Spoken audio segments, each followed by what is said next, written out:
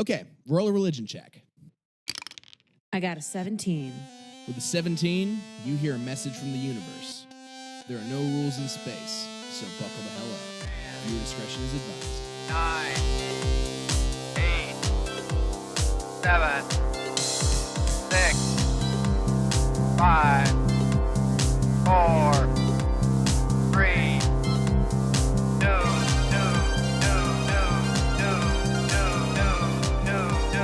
1. Alrighty, welcome back to Dungeons and Deepspace, everyone. I am Branson Plunk, your dungeon master. Welcome to our this episode that comes out actually on Christmas Day, hopefully. Yeah, I know, it's going to be cool. This is not a Christmas-themed episode, considering this is like, the second release. It would be like a little weird if like our second episode was a Christmas special. But like if we jumped the shark this early. Yeah, exactly. I don't know. I think some Christmas specials can be okay. What if we just pivot to a Christmas podcast? Can we please kill Santa? Oh! Dude, okay. Bet. If we don't encounter a very friendly, white-beard dwarf, named Santa, I will riot. Oh my god, a mind flayer disguised as Santa. Okay. I don't want Wow. Santa. Please keep him out of this Plunk, podcast. You don't want Plunk Santa in the is pod? thoroughly shook. He's like flipping flagrantly through his notes and like realizing that we're all going to be disappointed. There's no Santa in the podcast. Whoa, no. Hey, either way, I'll kill Tat, because at least that's an elf. Oh, fuck you, dude. I saved your life once. Santa elves are very different than D&D elves. I do want, to be clear. Let's level the playing Yeah, field. let's make sure everyone's very clear on how I feel about elves should be represented. If Brother Kyle kills Santa Tat, I'm elves. coming back with a Santa character, so that's my threat. So what would that be? Like a Amazing. high strength, low dexterity human world traveler? Yeah, like a paladin or something, he has an oath to like bring joy to the children. An oath to the joy of Christmas.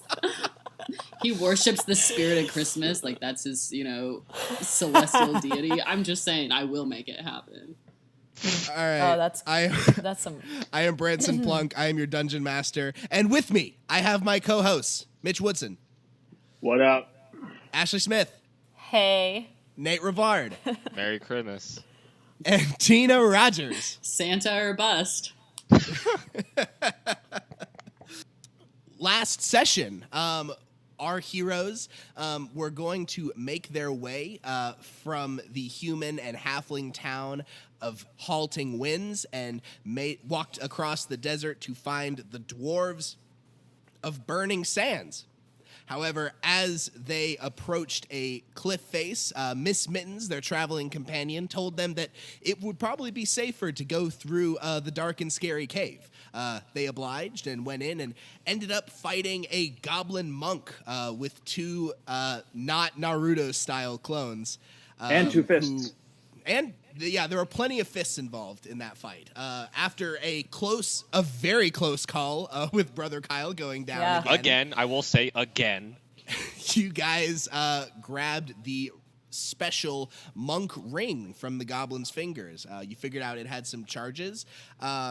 And I'm going to say you guys had enough time for Kyle to attune to it on your walk. So just so the audience knows what that ring is, it is called the Ring of Hadouken. Hadouken being from the very popular Street Fighter game, for those who aren't aware.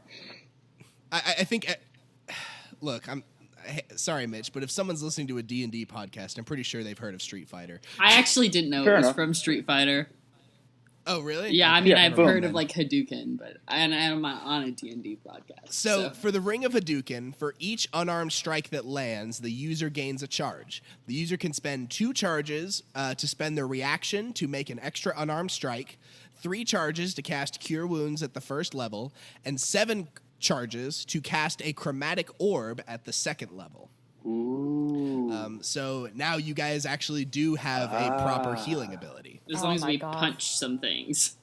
Thank you, Space Jesus. You're welcome. Thank you, Space Santa.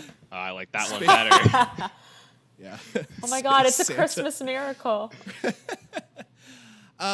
So after patching Kyle up, you confronted Miss Mittens, who acted like kind of shady, but pretended like she didn't know what was going on. Maybe, I don't know. She was kind of tough to read. She's on my hit list. You made your way to the dwarven town of the dwarven town of Burning Sands, entered and found a pale dwarven merchant named Eleanor. She got very excited when she saw that you all are not human, halfling, or dwarf, because that means you're aliens. And she said she has a way to possibly get off the planet if you all are interested. And that's where we are now. So you're in the dwarven market. Eleanor is in front of you. Her palms are on the table, and she looks in front of you and says, would you mind if we headed into my storage room so we could talk in private? Excuse me, ma'am. I see that you are of short stature. Will I be able to fit into your home or shop? Me also. Fuck, brother Kyle. Great. One of you tall supremacists. Ugh. She rolls her eyes, and she says, yes, you'll be able to fit. You guys might have to squat down a little bit, but, we do have accommodating homes, okay? I appreciate it immensely. All right. Come Bitchin'. on. Eleanor leads the lot of you behind her stall into what looks to be half warehouse, half residential house. You walk into kind of a main storage place. You see boxes of what look to be... I guess the boxes are closed, so you don't know what's in them. But you do see game meat that is hanging out to dry, like for jerky. You do see like a weapon rack with a couple of like bone-carved weapons.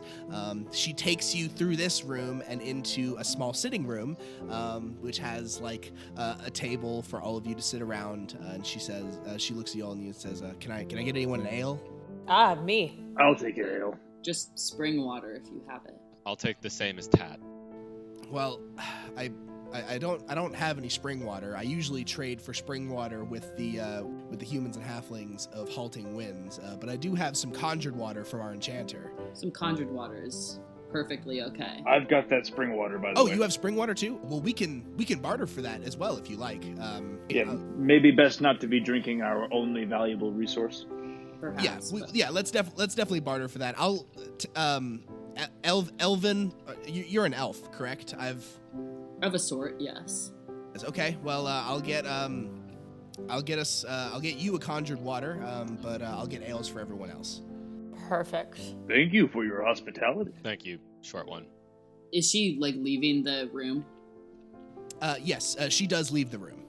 Kyle, stop being a dick to our short host. Yeah, let's admonish Kyle, but also I want to ask Miss Mittens if she is familiar. It doesn't seem too probable that there would be, two off-worlders or people trying to get off-world that don't know each other on this small of a moon. Miss Mittens kind of pokes her head out of Hogarth's ear, and she says, "Yeah, I haven't met Eleanor personally. I don't really like introducing myself to the dwarves, just because they can get...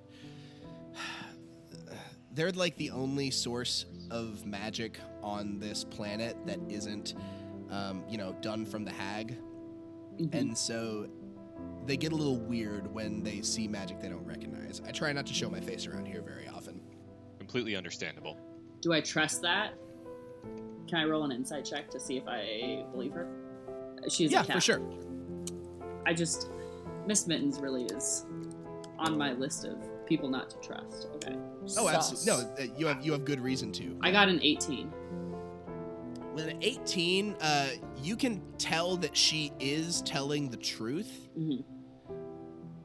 That she would be a little concerned about some dwarves getting weird about seeing a non-type of enchanter magic. Yeah, and reasonably so. So she doesn't know who Eleanor. They have that's why she's been hiding in Hogarth's ear this whole time. Okay, horrifying, but cool. Good to know. I mean, he's got a big ear. I have a big old That's ear. A cat can just get all in there. but I have no telling how waxy she's going to be on the way out. So she might have to roll for waxiness. Oh. Oh. That's so Would that be a gross, dex but, save? I think that's a dex No, save. I think that's just a pure wax check. So Miss Mittens kind of goes back behind Hogarth's ear, and then Eleanor brings in a couple of ales as well as a couple of glasses of water. She puts them out on the table, and she sits down and says, "Okay, look, I'm not much of an adventuring fighter type. You seem like, I mean, you have weapons and such. I mean, you seem like you're much more better out in a fight and out, in the desert." That's not even close to proper common. We do have some skill with, adventuring, though, I would say. But that kind of depends on what you have as a plan for getting us off of this planet. She leans her head in and says, "Okay, well, so about 100 years ago, I was out hunting for game, out in the desert, when I saw out of the sky this. It almost looked like a giant wasp, but made of metal and wood. It had these wings, but it flew into the atmosphere, smoking, like it had been Oh yeah. damaged or something. No, not like smoking a cigarette, like smoking like from damage. It sailed into the atmosphere and crashed into a mountain on the northeast side of the island. Did it look like a crustacean? Because we were on one of those earlier. I don't think I necessarily call it a crustacean. I think it looked more like a giant metal and wood wasp. It had three metal legs on each side, and it was kind of raised up. Can Meera's like racking her brain. Could she roll to see if she knows about this since she's... Yeah, so I can't explain why, but I need you to roll a history check at disadvantage. Interesting. All right. 14. Not bad. Okay, so how old is Meera? 23. She's 23. Okay. So you would have heard stories about this, but this happened way before you were born. About 200 years ago, the Elven Empire, Dwarven kingdoms, and human kingdoms, essentially all of the humanoid factions in the known universe, joined together to unite as the Humanoid Front, and they fought against the Empire of the Mind Flayers, a huge beholder hive, and a confederation of goblinoid tribes across the universe. They were known as the United Unhuman Allies.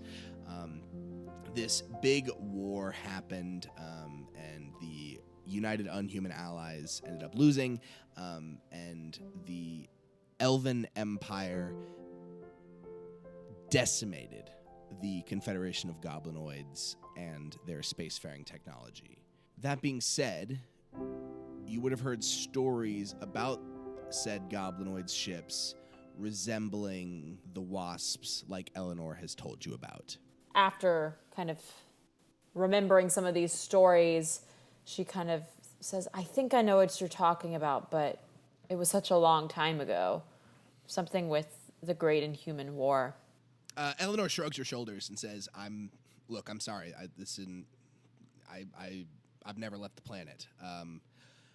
But ever since I've seen that, I know there's life out there. And look, I've been saving up gold for a while. Like I said, I'm not a fighter. I'm not good out in the, out in the heat of battle or adventuring or anything like that.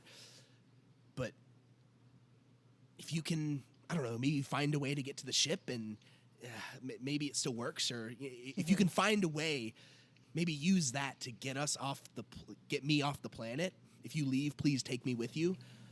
I'll pay Yeah, you 300 gold. Meera takes a big drink of her ale, puts it back down, and says, "Kid, if we're getting off this planet, you're coming with us." I'm 250 years old. I'm not a kid. Oh, Still a kid to some of us. Meera takes another big drink of her, Nah, of her ale. I'm 165, and this bitch is still way older than me. She's 100 years younger than I am. I'm glad that we've taken this time to retcon everyone's ages. Listen, most of the people in this group have never been in space before, so technically, I am older. I got seniority in this aspect. Well, Eleanor is like, I don't necessarily know if that's how older works. Eleanor, I will say that our group may not have a way with words. I definitely do not. But what we lack in that, we make up for with our fists and Hogarth's sword over there, axe, whatever it is. It slices people in half. We have your back, and we will graciously take your money. Does Kyle not know what a great axe is? Kyle, the best thing I can explain about Kyle is he's very wise about the things that he knows, but everything outside of that realm, he is dumb as a brick. Aren't we all? I think that, yeah, we gotta go see if this ship even flies. I think that's an important first assumption, is if we can... Meera, I mean, you're the only one of us with any space travel, as much as it pains me to admit it. Do you have any knowledge about repairing ships, or... Do you think there's anyone here among the dwarves that you could figure out would be able to help us? Isn't that a good question? I don't know, God. Do I have any knowledge about repairing ships? It's called Space Santa, okay? Okay, sorry. Christmas Space Santa. Would you grant my Christmas wish? I didn't know this joke was gonna have, like, seasonal shifts. It's like, I'm the god fairy now. Yeah. Now I'm the god bunny. I Now guess I'm the this is Godican flag. I'm the god of the Tooth Fairy. Anyway, Meera, I guess we need to ask. I guess I need to ask a little bit more about your backstory. What would Meera do on ships while she was pirating? While she was pirating, she was mainly, if she wasn't the captain, she was like what's direct, like the first mate, or whatever that is equivalent in piracy. I'm not sure if they actually call it a first mate. I But mean, yeah, it still tracks. yeah, I think it's called a bottom bitch. a Yeah, whale. captains are pimps in my universe. And Got the it, first love mate it. Is the bottom bitch. Yeah, Meera's just been working her way up to becoming a pirate pimp. That's all she wants. Yeah, no, I think she definitely has been first mate a lot. And then I think she's the kind of bitch who's like does anything and everything, especially like when she was a kid and she was starting on ships. So she probably was cabin boy or girl or whatever for a while. And then she was promoted Yeah. to cabin boy. you know, no, and then I bet I feel like she spent some time in the engineering rooms, or in the, I guess it'd be like the engine room. Sure. So you between what. that and mending, we might have a chance. I would say yes. I don't think it's her, like, I don't think in comparison to other, like, ship engineers, she's, like, can hold it, like, a candle to those, like, who it's their actual jobs, but she, Yeah, like, but knows she would like if- have an idea, like, hey, there's a big hole here. There doesn't need to be one there. Yeah, yeah. Sure. Maybe Yeah, we makes need some sense. sticks and bubblegum.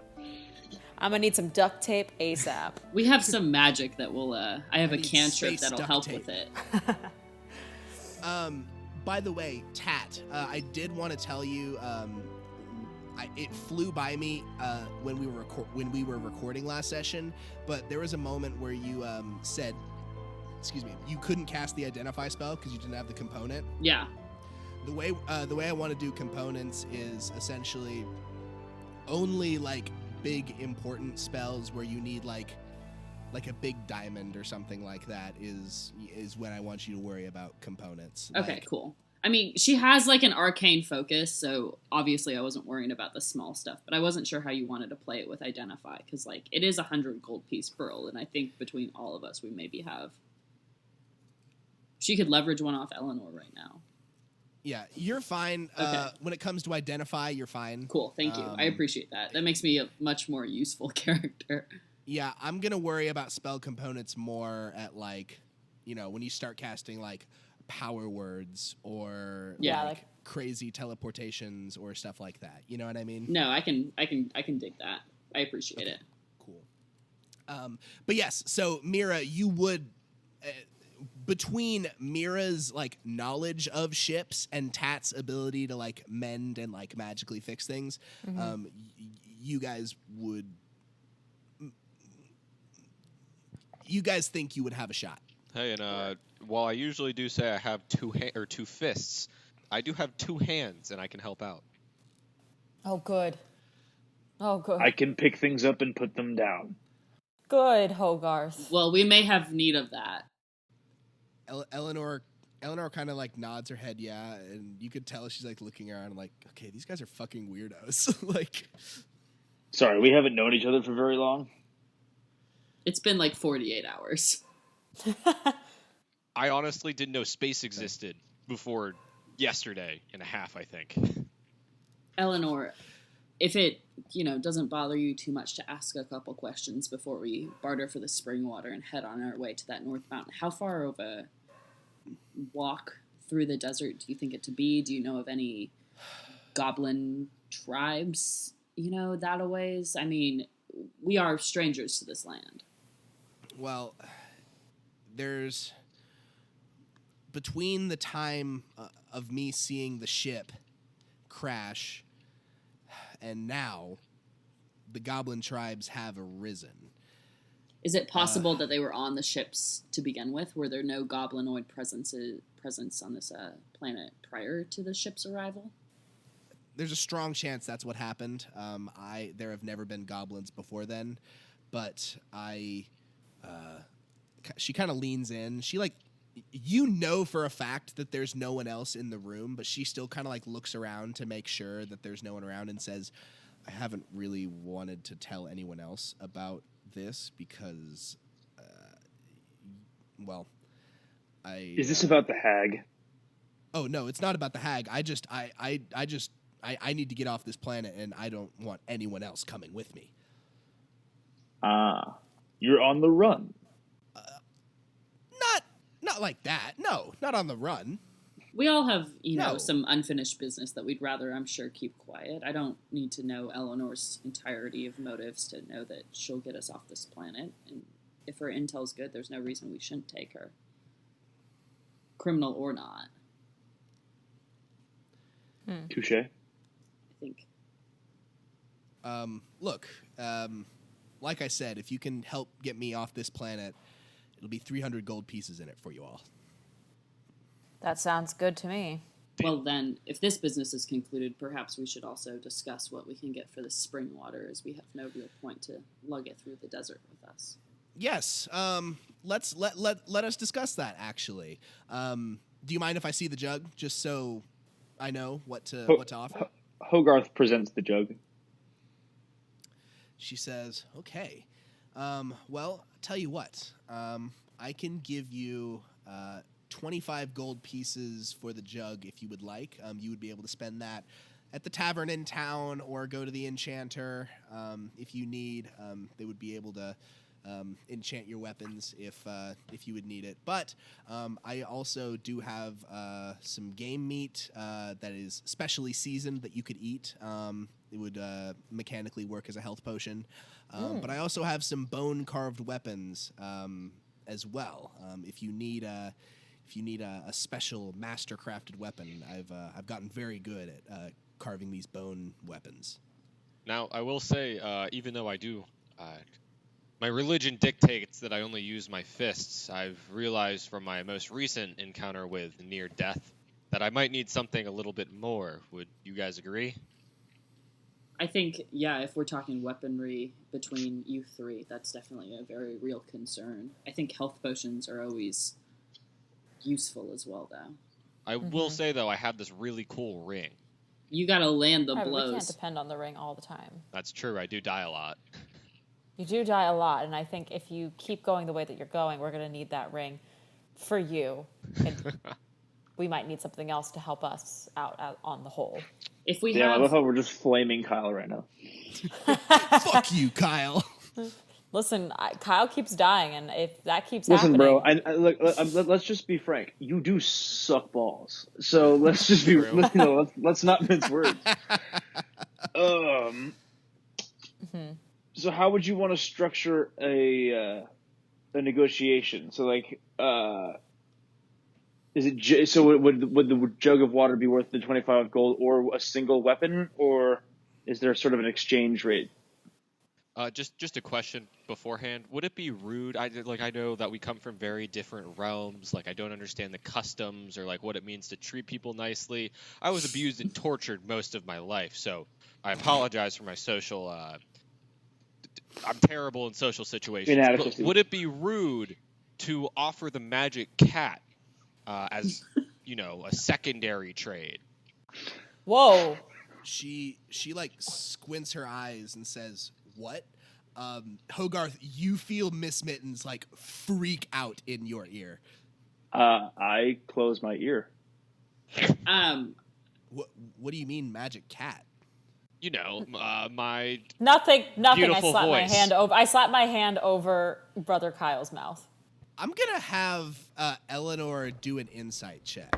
She rolled a 9, so she's gonna squint her eyes and say, "Okay, voice. I don't see how voice would relate to magic cat, but all right." It's a euphemism from his home world. I lean towards her, and I say, he was really close to death. He says strange things sometimes. You just gotta take it with a grain of salt and let it... Oh, okay. Oh, I get it. Okay. Do you, would you need I mean, you might want to stay in the tavern if that's the case. You can get a room. Oh, no, I think he'll be okay. But just know sometimes he says things and they don't make sense. Okay, fine. And then I kind of like turn back to the rest of the party. well, so we were discussing all exchange discussion of feline friends aside, I think we should discuss, could we perhaps get the 25 gold and a single weapon for the spring water? Is that something you'd No, I'm sorry. With the amount of time it takes me to carve these weapons, I could do either or. How much do the seasoned jerky then cost if I were to pay gold for one of that? Without It would be 5 gold per. already. So I guess I'm not one to talk, but I think maybe we should go for the weapon for one of you guys that needs it. Well, let's see what she's got. Yeah, that's what I'm thinking. Okay. She says, "Okay, well let me go look in my inventory and take a look at weapons." She walks out of the room for a little bit. I slap Brother Kyle for mentioning the cat. That I apologize. I realize that I made another major mistake. You know what? I will think about it. I will meditate over this, and I will not make a similar mistake. I've realized through all of our interactions, I really am just not good at talking. I don't know what's going on here. I'll let you guys take care of that for the most part. But if it comes to insulting someone, I got it. Brother Kyle, we appreciate your fists and also your new formed vow of silence when we're in the company of delicate folks. She comes back, and she's holding, you see a couple of bone-carved weapons. She lays them out on the table in front of you, and she starts pointing at them left to right. She shows you a bone-carved short sword, a bone-carved spear. There is a bone-carved scimitar, and a bone-carved halberd. It's a halberd. It's like a spear with like a axe head on one side, right? Yeah, it's like a spear. Yeah, it's kind of like a spear with an axe head. I'm going to send it in the Discord just so Ashleigh can get an idea of what they look like, though. Mm-hmm. But yeah, you see that all of these weapons are either carved with bone or a combination of wood and bone. Now, as I said earlier, I do not like using those there. I don't like utilizing things that have been taken from a live animal, so I will have to pass, but I appreciate the sentiment. Meera, would you appreciate one of these tools of war? Mira's like looking at them, and quite honestly, I'm kind of attached to my own weapons. And then she just, Hogarth, what do you think? What was the first couple of weapons? So there was a short sword, a spear, a halberd, And the scimitar. and a scimitar. Yeah. If not, the health potions are a really good option, you guys. I think we should go in the direction of the health potions. It doesn't seem like any of these weapons fit cleanly enough into our typical battle training to be useful. Maybe we might be better served by stocking up on some. We could also Some grub. just take, some gold and one or two of the jerky packs. And that would give us also some spending money for the tavern or whatever. Agreed. All right. So, Eleanor, would you perhaps be willing to give us 3 of the jerky things and 10 gold? Would that be a acceptable trade for you for the spring water? She kind of nods her head and says, "Yeah, that seems fair. Yeah. Tell you what, let me go put these weapons up. I will grab the jerky and your change." Very much appreciated. Do you have a recommendation on a tavern here in case we do decide to spend the night? Yes. There's a tavern called Frederick's, owned by a nice guy named Frederick. You should be able to, get a room. Probably all of you could get a room if you just give him 1 gold.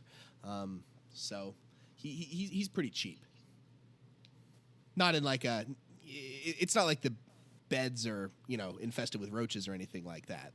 Not like that kind of cheap. It's just, Inexpensive. We got it. rooms aren't that expensive. Yeah.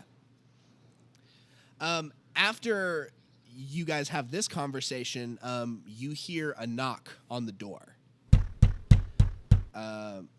She kind of like looks towards the door and she says, "Oh, excuse me." And she leaves the room, leaves the door open, and you see her walk into the warehouse room. Does Hogarth smell anything suspicious? Give me a perception check with advantage because of your trunk. A 22. With a 22, it just smells like dwarves around here, like a dwarf living here. Okay. That being said, Hogarth, you are positioned at the table that you can see when she opens up or the door.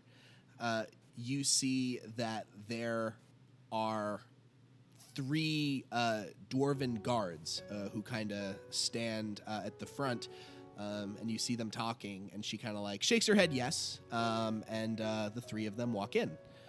Hogarth is on alert. Same. Yeah, are there any other exits in case we need to leave in a hurry, or is the only exit through the warehouse? You see that there is, a passageway that looks like it could lead into a bedroom, but other than that, the bedroom and the warehouse room are kind of the only rooms that are connected to the one you're in. Okay. You see the 3 dwarves guards walk in, and you see that Eleanor actually grabs 2 extra chairs and brings them into the room. She actually sits down at the table next to you all, and she kind of like nods for the guards. You see there are 3 dwarven guards, all male. They're all kind of, 2 of them are kind of wearing like chain shirts. They have spears kind of like attached to their back. And you see the main one is kind of in a half plate. armor and has a short sword at his side. The two guys in the back have black and brown beards, and the guy who looks kind of like to be the guard captain has like a big white beard. And he sits down at the table at you all and says, "Hello, my name is Santa. I am the captain of the guard here." Stop it right Oh, you're now. not. Yes, my name is Santa. And I wanted to, first I wanted to welcome you all to this land that we inhabit. But I wanted to ask you, you traveled across the desert from the human and halfling town to reach here, correct? Indeed. That is correct. Did you happen to see, there's no delicate way to put this. Have you seen the corpse of another dwarf out there, maybe dwarven bones or something like that, out in the sands? I don't remember seeing that. Did you guys? Maybe I'm mistaken. I thought we saw something in the cave. You guys would know that you have not seen any dwarven bones. Just kidding. I'm losing my So damn Hogarth mind. says that's gonna be a fat no, my G. Santa nods his head and says, "Yes, I figured as much. Eleanor, what have you heard?" And she says, I'm sorry, Captain Santa. I haven't seen Nardig in weeks, actually. I think it's been a while since any of us in town have seen him. You see the guard captain kind of furrows his brow and says, "Yes, it's a shame. Nardig Wolfsbane was a trader who used to live here in Burning With a D Sands." or with a T? With a D. Gotcha. Trader. Like he traded goods, similar to Eleanor here. Eleanor kind of smiles sheepishly. And she says, "He was a good guy. I really want to know what happened to him, but I kind of fear the worst. Sometimes he would go out and try and find cactus fruits, and, well, I mean, there's goblins out there. It's dangerous." Santa nods his head and says, yes. Well, Eleanor, I realize you're doing business right now, but I would like to come by later and ask you more questions, just because, well, the two of you were in the same profession, and they're, orders are orders, just making sure there were no conflict of interest or anything like that. Mm-hmm. Eleanor nods her head. Of course, I understand. Of course, I get it. Santa looks around the table and says, "Well, if you hear anything about the disappearance, please let me or one of the other guards in town know. I hope you all have a good day." And he kind of nods his head, and he kind of like looks at the two other guards, and they kind of leave with him. So, what was that about? As soon as the dwarves leave the warehouse, Eleanor kind of sees them out and shuts the door behind them, and she says, "Yeah, it's a real shame. Nardig was a good guy. He disappeared a week or two ago, and no one's heard anything from him since." Damn. Does he have any close family or friends here that we could inquire after his whereabouts? I mean, you have a similar profession. Do you know perhaps where he might have Yes, run off to? unfortunately, his parents passed away many years ago. Didn't really have any brothers or sisters. He had a few friends at the tavern, but he. Do you know where he definitely was a stayed? lone wolf. Could you guide us to his abode? We weren't friends like that. We never visited each other's homes. Or Besides, anything. don't we have we more weren't- pressing matters to deal with? Right.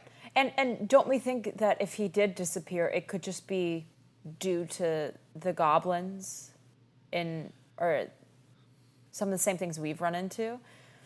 Or, I don't know, maybe he trusted a cat and went a direction that he thought was safe, but wasn't. And she just kind of like looks over to Hogarth's ear.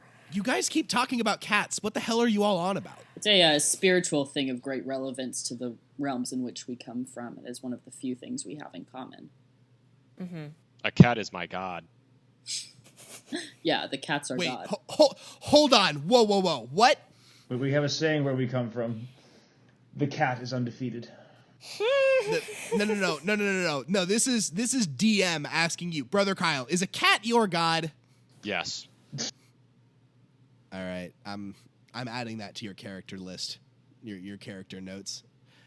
It's canon. Thank you. Okay. And with that all being said, we do have more pressing matters, correct? Yeah, Or- probably.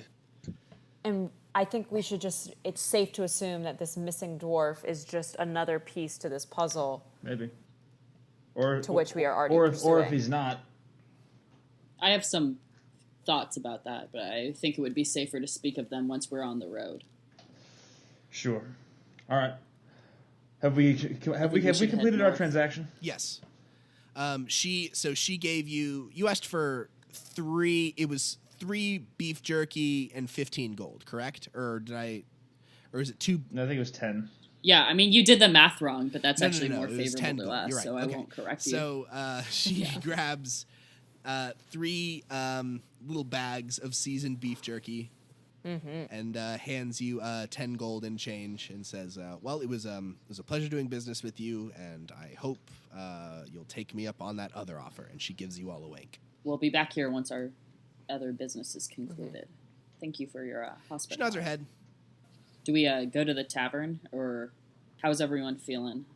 I'll follow you guys. I make bad decisions.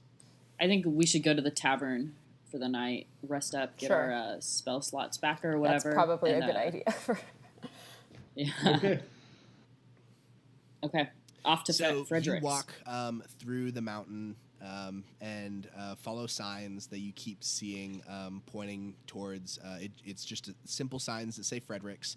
You walk through the dwarven city. You see a bunch of tan dwarves, and you eventually make it to a very cozy-looking hole in the wall, literally. Walk in, and you see all of this city used to be a mine, so it looks like it definitely used to be a workroom, but has now been outfitted with like a cozy looking rug. Like you can see like a minor illusion has been cast for like a fire. It doesn't produce any heat, but there is like an illusion of fire to make things look a little cozy. You see a dwarf who has a super long beard and super long hair. He's the only guy in the tavern right now. He's polishing off a glass, and he looks up at you and says, "Hello, welcome to Fredericks. How may I help you all?" Alcohol. I mean, I think We need rooms Yeah, for the we're- night we're and some looking for ale some for my rooms. compatriots. Oh, no, that's probably a better question to ask. He You like to sit as well. he walks out from behind the bar. You see that he has like really greasy, dirty, stained clothes. He walks past and says, "Well, if you're looking for rooms to stay, it'll be let's see, there are 1, 2, 3, 4 of you. That'll be 5 gold. No, 1 gold. Yes, 1 gold for the 4 of you. How many of you? No, I'm sorry. No. Hold on. No. 1 gold for the 4 of you. Yes, that's what it is." I give him a gold coin from the 10 that we had gotten from. He says, "All right, Eleanor. great."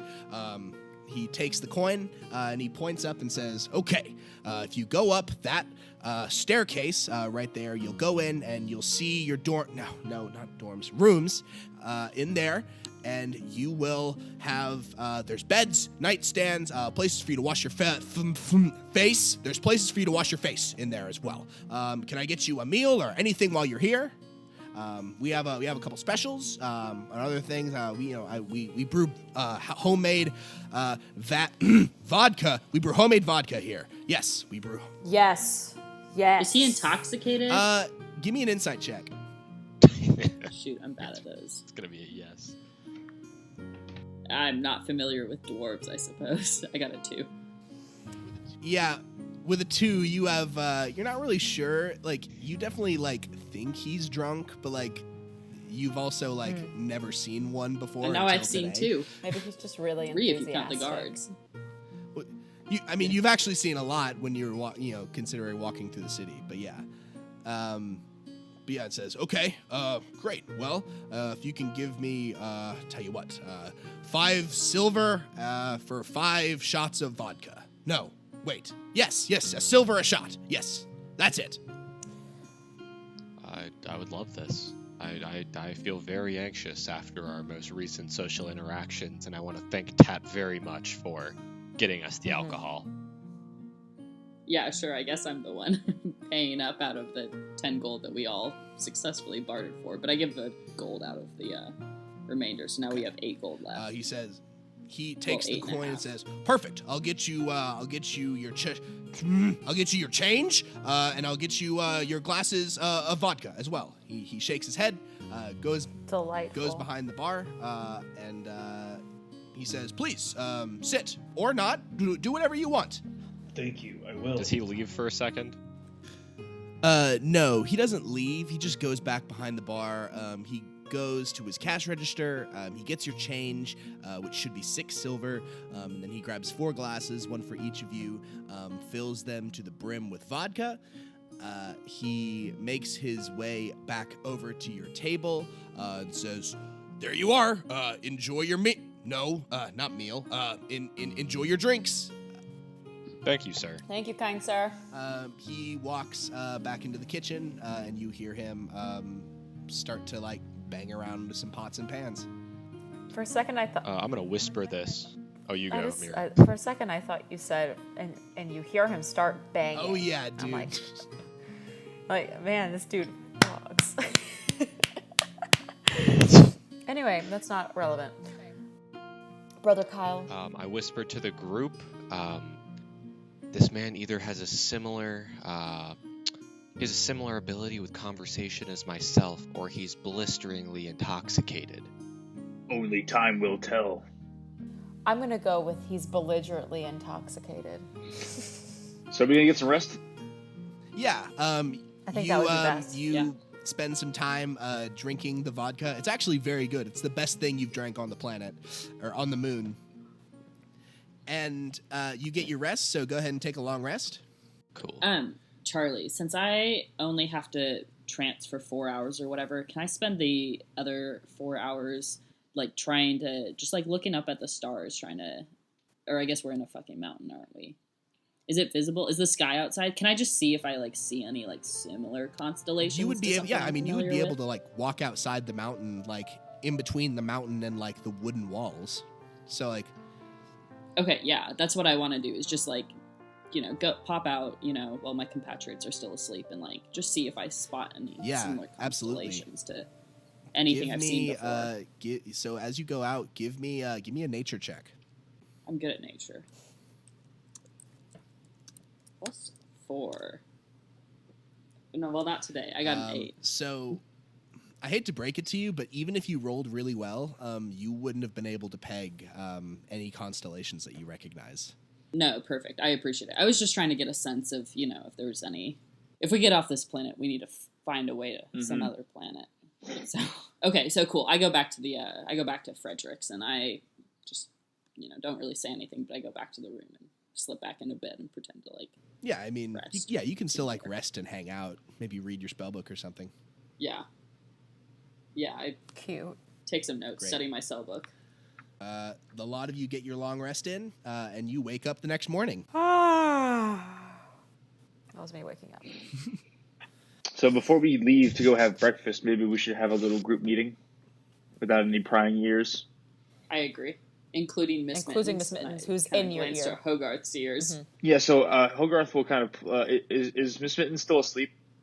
Yeah, so I'm gonna say while you were sleeping, Miss Mittens kind of walked out of your ear and curled up on curled up on the foot of the bed.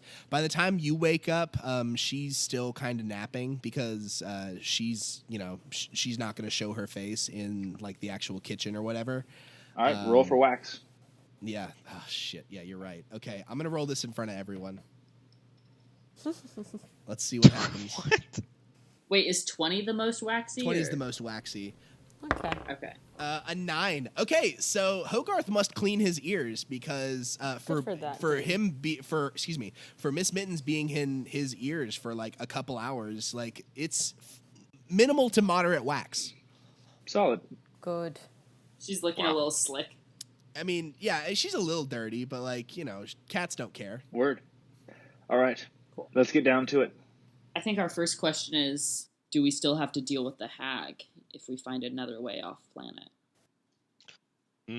So here's my whole thing with the hag. It's something that I feel bad for Miss Mittens. Even though she made a major mistake, she almost got me murdered. You know what? I don't fault her for it. I understand she was doing her best. And I feel like we owe it to her and her companionship to turn her back into a usable ally. I don't know if we turn her back into a humanoid that she would be a usable ally, I suppose is my concern, Brother Kyle. In the same way that, you know, I don't fully trust Eleanor about what's-his-name's disappearance. I don't think Eleanor's lying about that man's disappearance. I just think she probably doesn't know. But at the same time, you are thoroughly convinced that Miss Mittens is trying to kill us. Why else is she trying to get off planet all of a sudden? You know, counterpoint. I just think that we should consider that the four of us are the only off-worlders we should perhaps be trusting at the second. And, you know, if we can expand our circle at some later point, that's good. But we should... Oh, I agree. Take a minute to consider everyone else's motivations and how they're urging us to go this way to deal with the hag or that way to deal with the ship. So for the time being, no new friends? No new friends. Everybody pinkies together. Your pinky's huge. It takes up like 95% of the pinky Listen, mass. in our don't judge pinkies. pinky size. Okay, everybody else put their pinkies on my pinky. Like, stop being a bitch. I put my pinky in. I put my Yeah, I pinky put in. my pinky on Hogarth's pinky. Cool. So like Hogarth is Which is then basically Hogarth the size of a fist. then Hogarth is just gonna like crinkle his pinky, which gotta like just like takes the other three pinkies and like into it. A pinky embrace. Hell yeah. Bestest Oh my friends God. forever. Yeah, you do a 3-on-1 pinky swear. On three? No, Or I are we just said it. saying Now that? it's law, and if anyone betrays us, they die. All right, no, moving on. Cool. Fair. We got to Let's think get about outta here. long term. We need a blood pact, but that's just my homeworld's thing. Yeah, But we'll think about that I'm later. looking at the people with the fire and the space void hair and thinking to myself, I'm not sure these people have blood to pact with, but whatever. So here's the real question. Our top priority is trying to get off world. Seems like we don't need Eleanor's direct help to go check out this lead on a spacecraft, but in order to be led into a situation where we would deal with the hag, we're not only going to be again relying on Miss Mittens guiding us, but also it's not going to get us any closer to our ultimate goal. Maybe we pursue the spacecraft first, and then if we still feel the need after we've secured, the hardware, we could try to help Miss Mittens if need be. Not to sound selfish, but the hag does have some considerable magic ability that I would be lying if I said I was not, in some way intrigued by. But I think having a spacecraft on our side would make going after the hag significantly easier. For one, we wouldn't have to worry about the sandstorms. Or would getting the stuff from the hag make finding the spacecraft easier? These are the questions. Yes, where I'm from, we learn at a young age, like 60 or 70, that you sound way smarter if you ask the questions than try to answer them. Okay, so here's my thought. I always think it's best, if you're going to get yourself in a situation that you need to get out of, that you have an escape plan, and not just a small escape plan, like a get you off the fucking planet escape plan. So I think it could be beneficial to look into this ship, make sure it's ready to go. So if we run into some unfavorable foes or an unfavorable situation with the hag, we are able to get out of Dodge. What's Dodge? I don't know. It just came into my brain, kind of like a weird, I don't know. It was like a weird revelation. A premonition of I don't- sorts. It happens a lot. Anyway, I think that Meera's right that we should get the ship first because the only thing about the ship is that I don't think if we fix the ship is ours. I agree. The law of finders. And correct. I just mean we can't. Finders keepers. The strongest law of the universe, the law of finders keepers. I just think that if we leave it with, say, Eleanor, now that you mentioned, I am a little wary of her eagerness to get off this planet. So even though I don't think she could pilot a ship to save her life, I don't know that. And I think we could take the ship with To the us hag. and park it somewhere outside the hag's lair. And realistically, between you and I, we're probably the only two people on this planet that have a hell's chance of escaping the atmosphere and all of the other gravitational traps that would befall a eager space I traveler. agree. And I kind of glance over to Brother Kyle and Hogarth, and I'm like, sorry, but No, that's I've never abundantly fair. Space before. No, I'll say back on my home planet, we punch our problems. So I don't think that'll work in this situation, so I default to you. so my only request as we initiate this plan, We'll name you Captain Meera Bane. she like looks at Tat and she's like, I knew I liked you. Tat's a little confused because that's clearly what she was like angling to, ask for, and Tat just cut Can her we off. can we She's bring like, this to a vote? I'm not saying I disagree. I just like bureaucracy. Please. You're looking for democracy, but let's bring it to the bureaucracy as well, I suppose, and vote on it. Yeah, let me get some paperwork for you guys to sign. Give me a sec. Sick. Yeah. Voter gotta registration, vote. baby. Roll for office politics. Yeah, roll. All members Okay, I vote for all, Meera. all members of the party who would like Meera to be captain, say aye. Aye. Aye. Aye. Aye. Then we didn't need that vote in the first place. Great. I'm glad we came to Hey, that at consensus. least we have a paper trail. Also, I now. enjoyed the precedent that we vote on shit, even if it's unanimous. That's very fair. So I guess the next vote then should be all in favor of going to get the ship first. Say aye. Aye. Aye. Aye. With the asterisk, I need to punch something at some point. So like I'll fix it, but I want to punch that hag. You may absolutely. We will punch the you may hag. absolutely punch the hag, Brother Kyle. Thank you. Then aye. Hogarth? Abstain. The ayes have it. Well, I guess we have the paper trail. Let's go north. All right. Does anyone else have any business here to take care of in this mountain before we depart? I have a question for God. What's up? It's called Santa. Santa. But I love this direct line to God that we have. No, I'm writing a letter to Santa.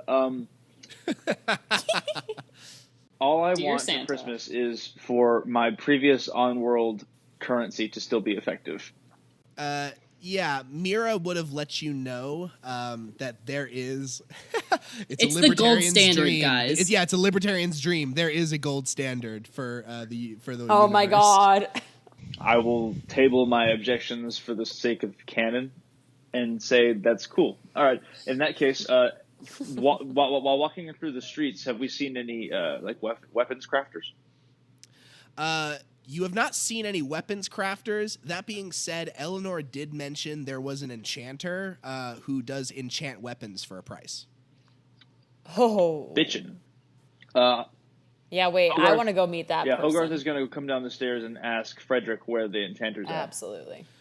Oh, Theratis? Yeah, Theratis. Yeah, he's over. He's through. He goes outside. And he goes, okay. So if you walk down that tunnel, take a right through that tunnel, and then take a left and go through that tunnel, you'll get to him. All right. We follow those directions exactly. You follow those directions exactly, and you come to a sign. Do any of you read Dwarven? Nah, man. Let me see. I think I have an extra language. I'm just not sure where I put it. I speak Celestial, but not Dwarven. No. Nope. No Dwarven. I speak Giant, though, which is What dope. is that? There's a. Oh, Giant's actually kind of related to Dwarven. Could you give me an intelligence check? Sure. It's like Italian to Spanish. Oh, wait. Actually, I'm sorry. I'm thinking about Goliath. Never mind. I'm sorry. Don't give me an intelligence check. Fuck you. Anyway, you see a sign that says something in Dwarven, but you see, like, a picture of a sword which looks like it has, like, a magical aura around it. Cool. We knock. You knock at this door, and you see, you hear the door open. and you see a dwarf with a nice braided beard, wearing clean, formal clothes. He has these huge bags under his eyes, and he says, "Yes, welcome to the elements. How can I help you?" We heard you enchant weapons. Oh, yes, I do enchant weapons. Please, come in. He nods you in. He walks by a table. He accidentally knocks over a book, and he catches it, and then he puts it right over and says, "Sorry about that. The place is a little bit of a mess." Yeah, you need me to enchant weapons, huh? If you can. Well, I can for 4 gold, I can put a elemental spell on your weapon. Mechanically, if you give me 4 gold, I will give a D4 of elemental damage of your choice on the weapon. I would love that, my good sir. Can you enchant Brother Kyle's fists? I was gonna ask that. No, I can't enchant fists, unfortunately. Damn it. Thunder Fist would have been would've so really cool. though. Now I have an idea for a magic item. It was like, can he enchant gauntlets? Are any of you wearing gauntlets? No, but if we could find an enemy with gauntlets, we could kill that motherfucker. You could. Anyway, just thinking out loud. Anyway, keep going. I would love for my rapier to be enchanted with fire. Well, I think we should let the man finish. Okay, I'm sorry. I immediately saw what I wanted. I also create water. That's kind of all I really do around here. I create water and enchant weapons. So Those are the types of. I thought you were going to move on to a secondary type of enchantment that you were capable of, but it was just the one. No. Now you made him feel. No, bad. I mean I've been working on it, but water's scarce, so I spend most of my time making water. Okay, word. Well, would you like to try your hand at enchanting? Oh yeah, I pull out my rapier. I don't get to do it very often. I'm very excited. If you don't mind, could I see the 4 gold first? Sure. Meera pulls out, because she has some of that cha-chain she looted from the ship. He pockets the 4 gold and says, "Great, give me the weapon and tell me what kind of elemental damage you want." I hand over my rapier, and I said, I think you could probably figure it out. She gestures to her fire hair. Shark. Give it shark damage. Fire damage. Fire damage. God damn it. Yeah, I'll give it shark damage. That's not an element. He takes the rapier and he nods and says, "Okay, perfect. If you'll give me 30 minutes, I'll be able to get it enchanted. Please sit." You see him sit down at a table and he just starts waving his hands over this rapier. Sometimes he gets a little stone and he taps on it and then goes back to waving his hands over it. He does this not talking to you for 30 minutes, and then after he finishes, he grabs it and says, "Okay, here you go," and he hands it to you. And as soon as you grab the rapier, you feel like it has a little extra oomph, so to speak. Oh, all right. Who should I test it on? Please, no one in town.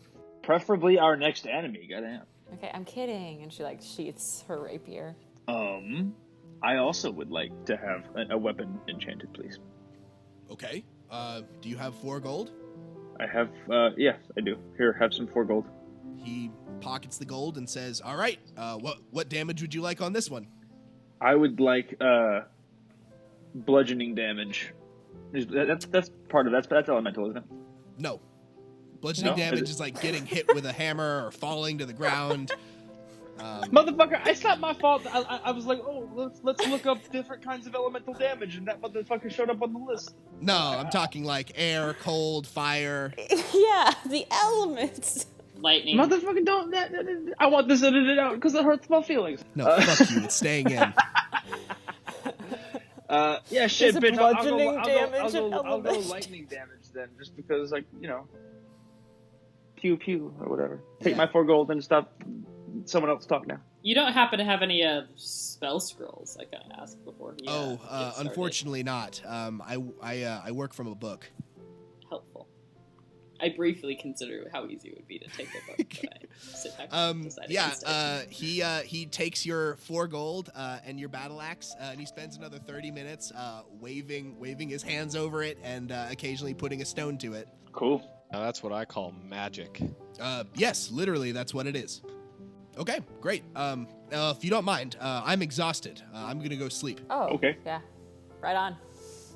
That took a lot out of me. It was like a full hour of work. Yeah, no, you know we what I get it, mean? Yeah. Take your break. Okay. Great. Get out. Sure. Bye. Yeah. Okay. Bye. He closes the door behind you. Anybody else need anything? I take one last longing, wistful look at the book. No, I think we should get started while the day is Meera's still... like already gone. She's like, Unless- she's like, let's go. She's like ready to get to her new ship. Aye, aye, Captain. Let's go get her. I was just gonna say that like I envision like Meera like walking like really like she knows where she's going and everyone's following behind her, and then she just stops and she just goes, wait, which way? As soon as you leave town and get beyond the walls, Miss Mittens walks out from Hogarth's ear because she was in there. And she points her paw to the northwest and says, that's the direction to the mountain the lady was talking about. All right. And we go. Onwards and upwards. You walk across the desert. I'll put in that cool travel music in. You walk and walk across this hot desert. You notice that the sandstorms do break out. You do see the heavy winds are throwing sand around. You do have your protective gear on, so it doesn't bother you. That being said, can I get someone to roll a d12 for an encounter check? Go get it, Meera. You're captain now. 6. 6. Okay. Remind me who's in front. What's your marching order? Meera's probably front. Meera and Hogarth are probably up front. Agreed. I'm definitely in the back, 100%. Okay. Tots in the middle. As you guys are walking through, Meera and Hogarth, give me perception checks at disadvantage as you're looking through this like crazy sandstorm. You said perception at disadvantage? Correct. Okay. 6. I've got 11. So you're walking through this sandstorm. Hogarth, you see it before Meera does. And you look on and you see a slim but very tall outline of a humanoid in front of you. I'm talking like 9 feet tall. Oh, no. It's slender, very tall. Damn. It's almost a foot taller than me. And you kind of stop in your tracks and you see this tall outline of a figure standing in front of you. Hogarth, you could put me on your shoulders and we could chicken fight him. What is it? What is it? Can I tell whether it's like a life form or just like a piece of sculpture? You do recognize it as a humanoid. Like it does have it has arms. You see that it has legs. It walks closer. You see it is a very tall goblin. The face has similar features to the thick-skinned goblins you've been fighting throughout this moon, but this one is literally 9 feet tall. It wears a long coat that goes down to its legs, and you see its ugly face with a sharp jaw and pointed teeth, and he looks and says, I am the tall goblin. You have entered my domain, and I require your goods and weapons. Hand them over, or you will be crushed under my giant stature. There has never been a goblin as tall as me before, and you have every right to be intimidated by me. Well, gigantism's no reason to be a dick. Hogarth is going to look at him like barely short of them and go, damn, bro. How tall are you? I'm 9 feet tall exactly. Wait, you know that for a fact? Wow, you must be really proud. Yes, I measure every morning. I definitely want to make sure. I bet you Yes, do. I always make sure in case I've grown. That's important. Otherwise, Or shrank. Yeah, that luckily that hasn't happened yet. Look, I I'm was getting. about to. Wait, what? No, what do you mean? Excuse me, Mr. Goblin, sir. Why? Tall goblin to you. Tall Goblin, sir. Why do you need our belongings? Medium goblin. And our weapons? Dude. Because you seem like adventurers with nice stuff, and I'm a very materialistic person, and I like having things. So hand them over, please. Excuse me, sir. I don't mean to be rude. I'm not, used to the customs of this world. Were you from birth? Was your name Tall Goblin, or did you have another name? Well, I wasn't always this tall. While this is happening, Meera is stealthily trying to sneak around to the other side of the goblin. While you're right in front of him? Well, isn't it sandstormy? Yeah, but you're he's literally standing 3 feet in front of you. Yeah, why not? You can still see 3 feet in front of you. Yeah, why not? Meera's stealthily trying to scoot to the side. And Okay, give me a stealth check at disadvantage. The DC's 20. oh, damn it. Look, this is literally you are in the front of the group. You're standing in front of this guy. You're trying to squat while he's looking at you and asking for your stuff. I mean, Yeah, but he's really tall. God I might not notice it. damn it! To be fair, Wait, are you serious?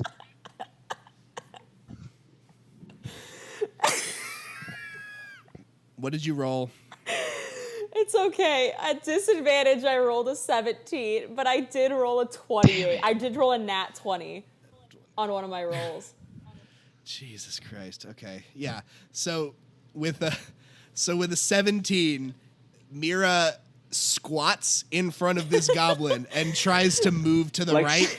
Skyrim level 100 sneak style. Yes, literally that. She Literally, that's what squats I'm and doing. tries to move to the right, and the goblin goes, "Okay, this is just ridiculous. You squatted right in front of me." And he pulls out a sword. I need everyone to roll That's too initiative. bad. I was really trying to intimidate that hoe. but Damn that's it. I was really excited that I did roll a nat 20. I would like it to be known that the DC was a 20, and I rolled a nat 20. It was just damn disadvantage.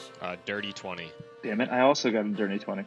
Okay, so that means Brother Kyle goes first, or at least before Word. you. Meera? 22. Oh, Jesus. Okay. And Tat? A lowly 15.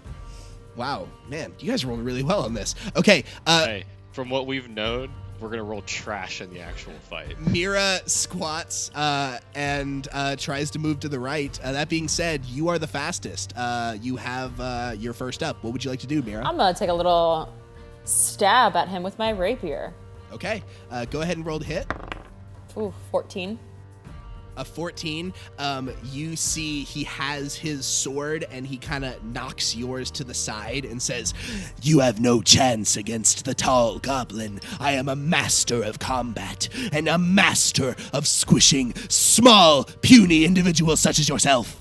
Right at that, I'm going to try an offhand strike with my dagger. Go ahead. Ah, a 10. With a 10. Oh, you do add a modifier to that, by the way. Oh, do I? I didn't know that. Yeah, so the way the offhand strike works is you add a modifier to the roll to hit, but not the roll for damage. Oh, excellent. Nah, a 12. Yeah, a 12 doesn't cut it either. So you try and jab your rapier at him. He deflects it to the side. You try and stab your dagger at him, but he's able to move to the side. He dodges both attacks. Brother Kyle, you are up next. What would you like to do? So I was considering giving him a stern talking to, but on second thought, I'm going to punch him.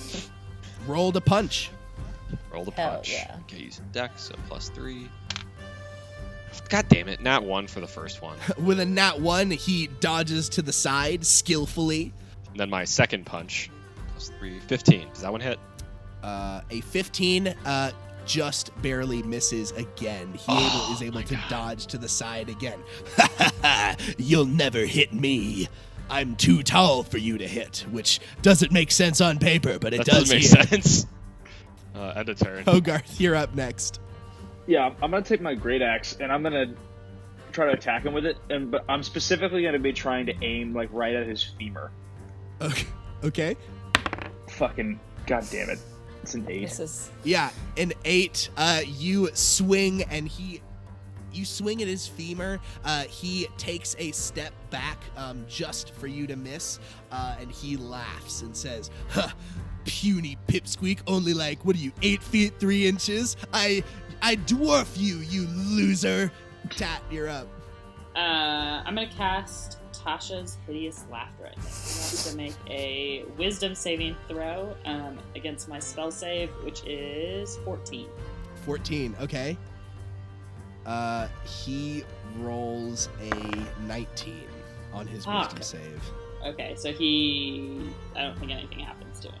Yeah, so you cast the spell, and you see him start to, like, giggle a little bit, but then he goes, no, I don't like jokes. No, nothing like that. No fun. God, you're a bunch of fun. I didn't think he would be very wise. I'm sorry, guys. I literally rolled a natural 19. I don't have a plus 0. I have a plus 0 to my wisdom saves. Cool. So that was all dice. Anyway, I'm up next. The tall goblin is going to grab his scimitar, and he is going to take a swipe at Meera. Rude. That's a 17 to hit. Yeah, that hit. Shit. Oh, he rolled low though. Meera, you're only going to take 3 slashing damage from this guy. Ow. And then you see from his other hand, he is going to pull out another scimitar, and he takes a swing at Hogarth. That's a 12. Miss. So And Hogarth's gonna, move out of the way and look at him and go, "I'm gonna bitch smack you, you little bitch." No, I'm gonna bitch smack you, you little bitch. Oh, very clever. Yeah, that's right. I'm a comic. I take people's words and throw them back at him. Meera, you're up. Whew. Okay. So, now that this dude is engaged with all of my friends, I'm gonna... I am engaged. I am engaged. New ring. Rapier. Fuck. That doesn't hit. It's a 9. Just gonna try again. Offhand strike with her dagger. Come on, give me 24. That's what we like to see. A 24 does hit. And just a reminder, you don't add the damage modifier, but you can still add your sneak attack on an offhand strike. Good. This is what we like. Okay, getting one. God, okay. And then here comes that sneaky damage. What did you roll on the D4, Ash? 1. Okay. 1. So, and then 6 for my sneak attack damage. So 7 damage. Okay.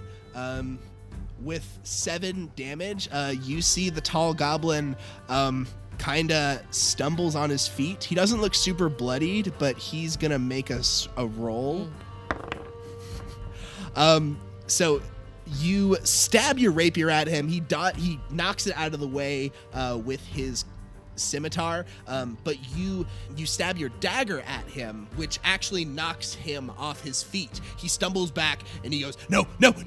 He falls back, and you see as he's falling, his coat flies open, and you see 2 goblins that the original guy was standing on top of. They fall down, and the coat opens up, and they go, "No, gods damn it, no! They know our secret. Now we have to kill them." And the other 2 are like, "Yes, we have to kill them. And I'm gonna roll for initiative for the 2 of them. Oh my god.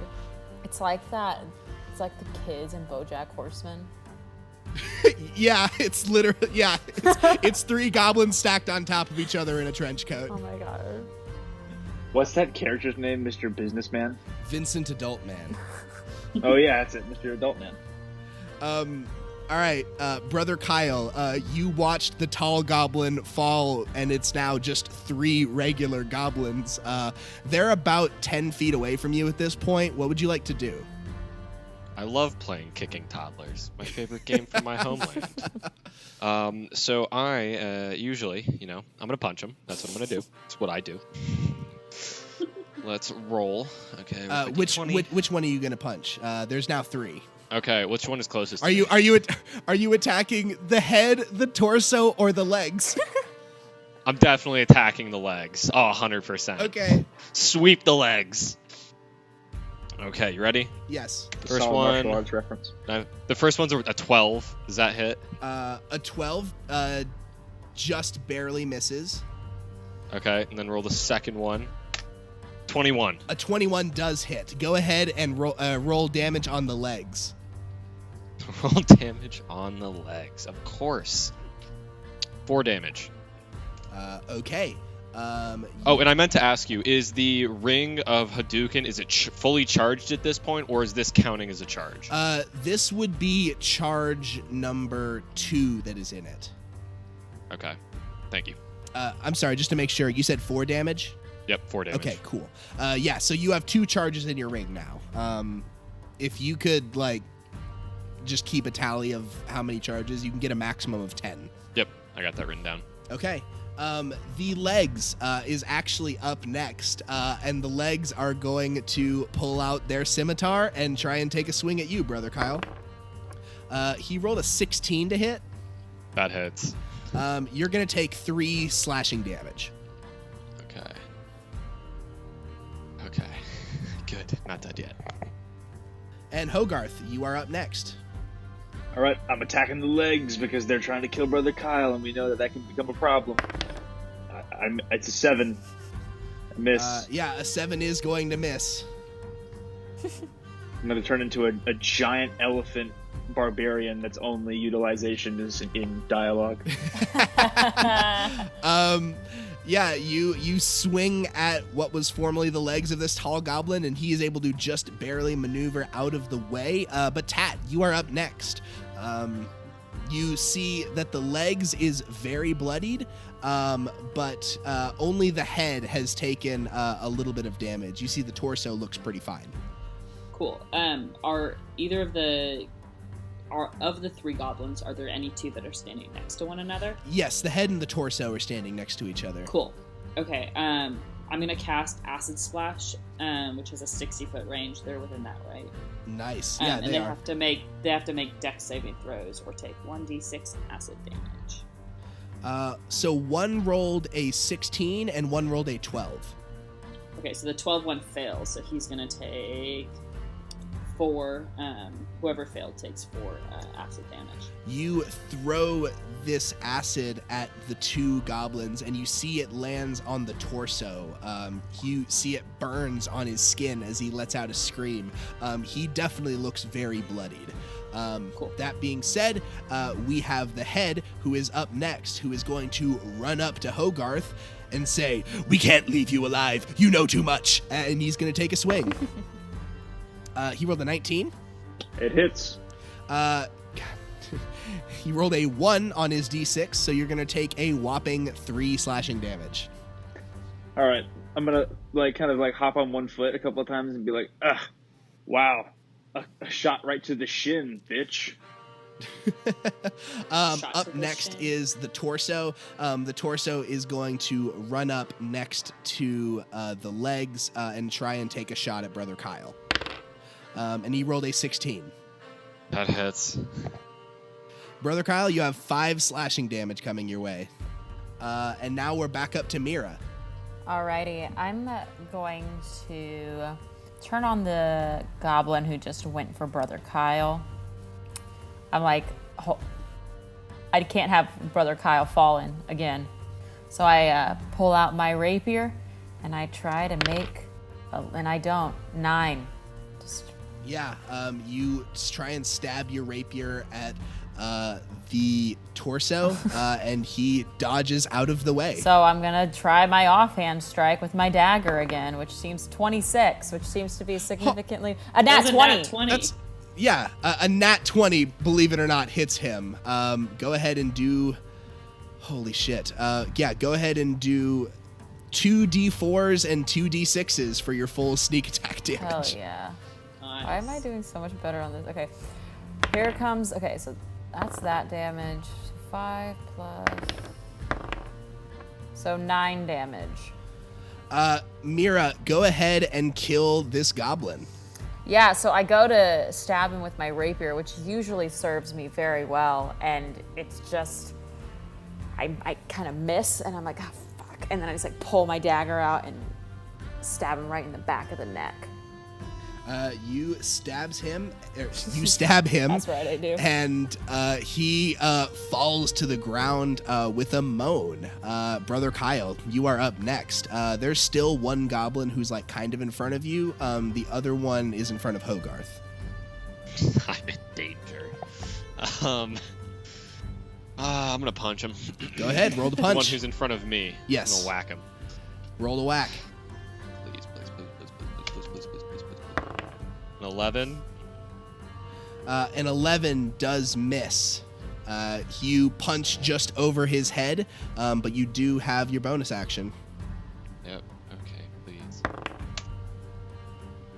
13. Is that hit? A 13 actually just hits this guy. Ah, yes! Oh yeah. Right in the face. 6 damage. Ooh, kill this guy. Ha.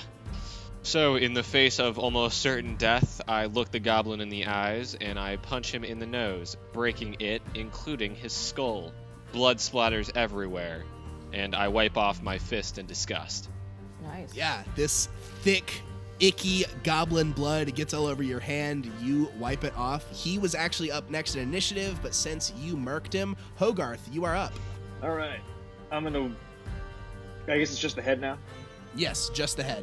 I'm gonna hoist up my motherfucking Nice. axe, and I rolled a 23. A Nice. 23 hits. Roll your damage. All right.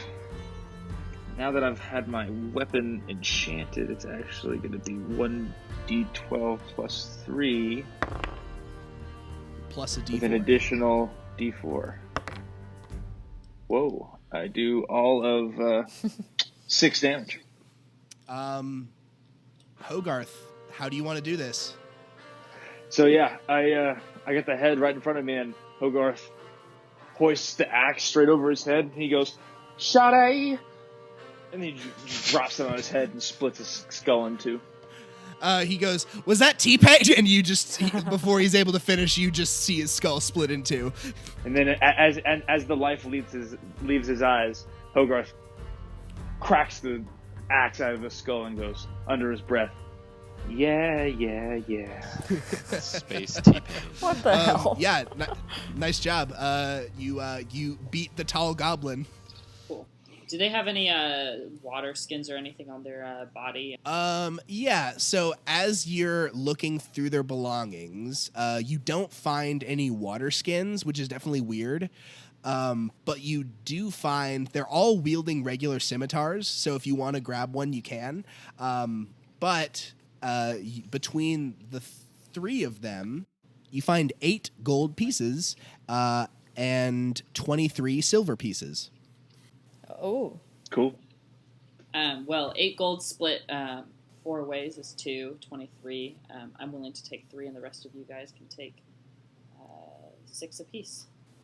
My religion dictates that I do not carry money on me at any given time, so you guys All can right. have it. Well, I will carry Brother Kyle's money. So Meera gets 4 gold, and 3 plus 4, 7 silver. Hi, welcome No, back to sorry. Dungeons and Math. Yeah.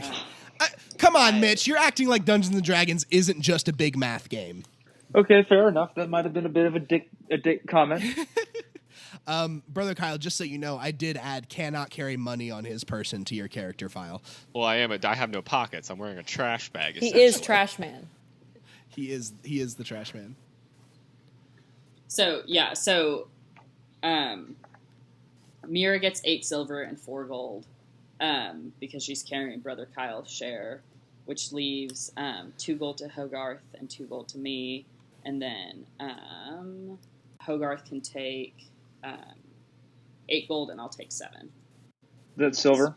The best I could do at 23 gold. Yeah, so you get 8 silver, 2 gold. Hell yeah. I'm rolling deep in the pockets. After splitting up your findings, you make your way back walking through the desert. You spend another couple hours walking through the sandstorm, and after you walk more, you climb up a hill, and in the distance, you actually see a coastline. You see a desert beach, kind of about it's flat land, so you can make it out to be about a mile away. At the edge of the beach, you see what looks to be a crude wooden built fortress.